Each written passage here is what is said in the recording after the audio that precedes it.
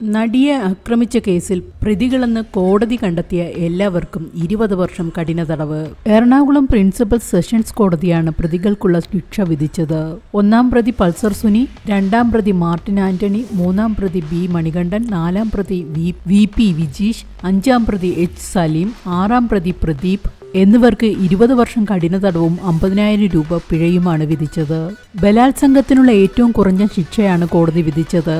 നേരത്തെ കേസിലെ 6 പ്രതികൾക്കും മരണം വരെ ജീവപര്യന്തം തടവ് ശിക്ഷ നൽകണമെന്ന് പ്രോസിക്യൂഷൻ ആവശ്യപ്പെട്ടിരുന്നു. എന്നാൽ പ്രതികളുടെ പ്രായം കണക്കിലെടുത്താണ് 20 വർഷത്തെ കഠിന തടവ് കോടതി വിധിച്ചത്.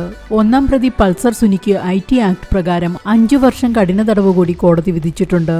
എന്നാൽ 2 ശിക്ഷയും ഒരുമിച്ച് അനുഭവിച്ചാൽ മതിയെന്ന് കോടതി ഉത്തരവിൽ പറയുന്നു. പ്രതികൾ പിഴത്തുക അടച്ചില്ലെങ്കിൽ 1 വർഷം കൂടി ജയിൽവാസം അനുഭവിക്കണം.